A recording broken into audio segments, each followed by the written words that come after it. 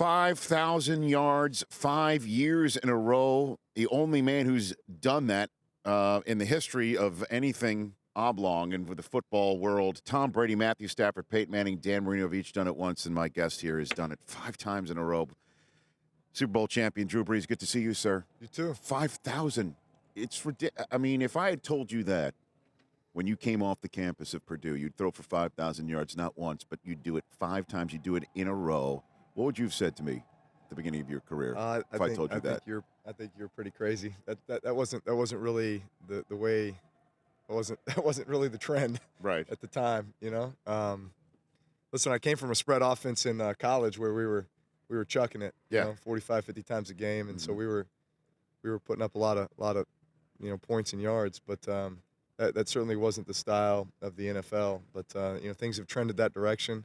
Obviously, I play in a system that allows us. I mean, we really see the pass game as an extension of the run game. Mm-hmm. That's really the West Coast philosophy. But I think with Sean Payton and what he's developed with our offense, that's certainly the way we look at it. And we've got a ton of playmakers that can do something with the ball when you throw it to them. And so you've heard many times Tom Brady say he thinks he could play till he's 45. You have said exactly the same thing.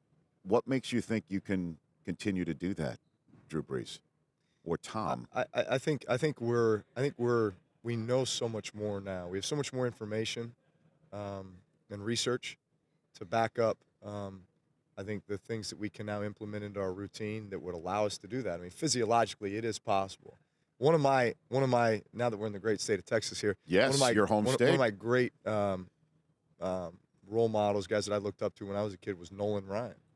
Nolan Ryan pitched for, 28 years in the major leagues. Mm-hmm. His last pitch was at age 47, 95 miles an hour. So he could still do it at a very high level, well into his 40s. And Robin Ventura found that out as well at one point in his career. The headlock. But so I guess my point is that if you're committed to doing it and you have the discipline with your routine and you take care of your body with nutrition and your sleep habits and your recovery and maintenance and everything else, you can do it.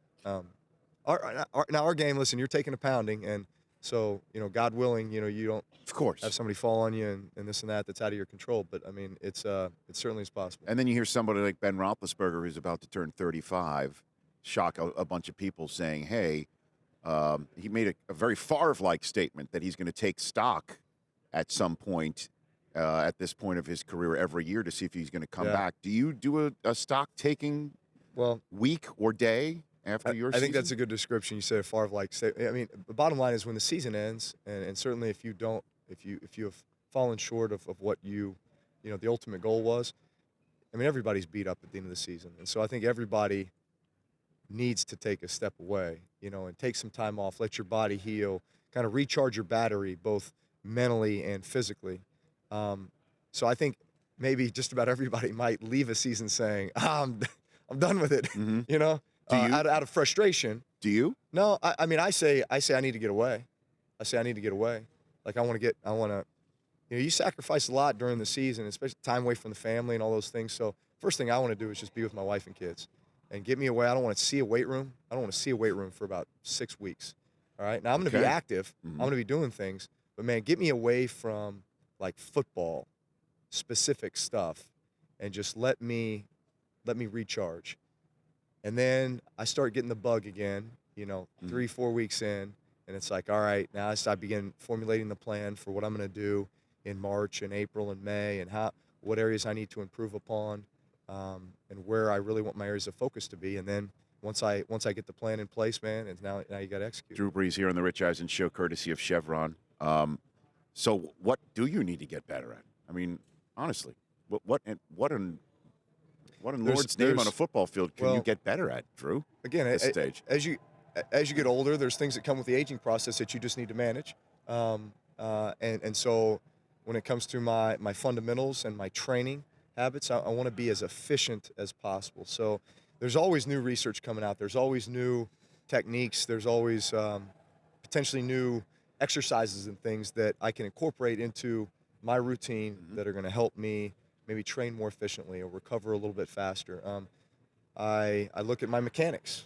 I don't want my mechanics to break down at any point during the season. So I stay on top of that. I just don't take anything for granted, you know. And I feel like you always have to be striving for something, or else you get complacent. And you know the old adage, you're either getting better, or you're getting worse. You're never staying the same. So I want to get better. So with Matt Ryan making his first Super Bowl for an NFC South champion, taking on someone from the Mount Rushmore, so-called, of football quarterbacks, would you say there's something similar to you and your Saints taking on Peyton Manning in that Super Bowl that you guys won? Would you see any similarities here whatsoever? I mean, potentially. I'd say the biggest thing is that they've been here recently, right? I mean, the Pats were here 2 years ago.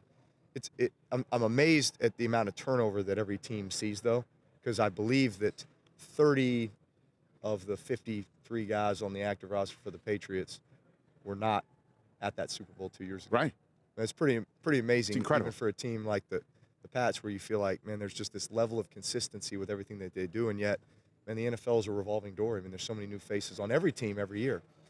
But still, the coaching staff and the schedule and obviously some guys at key positions, man, they've been there. They know the routine. They know what it's going to be like stepping under those lights and being in that type of a game.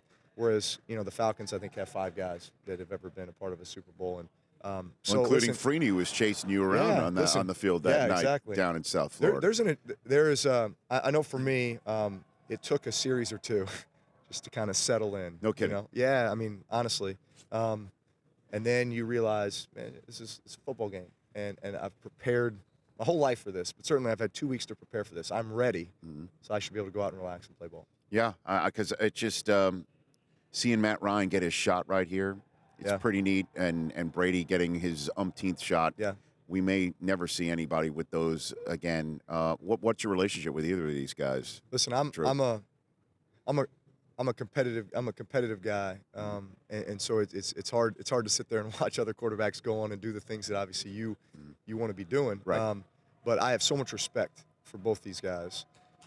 Play against Matt every year, twice a year. Yep. You know, and we've had some pretty exciting games here over the last 9 years that he's been there. I mean, I'd call it that the Matt Ryan era with the Atlanta Falcons. I'm saying 90% of our games come down to the final possession, whether it's at our place or their place, no matter what the records are of the teams. It's just that type of a game because you know who the quarterback is on the other side, and you know what he's capable of at any moment. He's an elite quarterback, has been his entire career, has not gotten the respect that he deserves. He's getting it now because he's, you know, probably going to be the league MVP, deservedly so. Then you look at the other side, Tom Brady. Tom Brady could be the league MVP every year. You can make the argument. Yes, you can. Every year that he would deserve that right.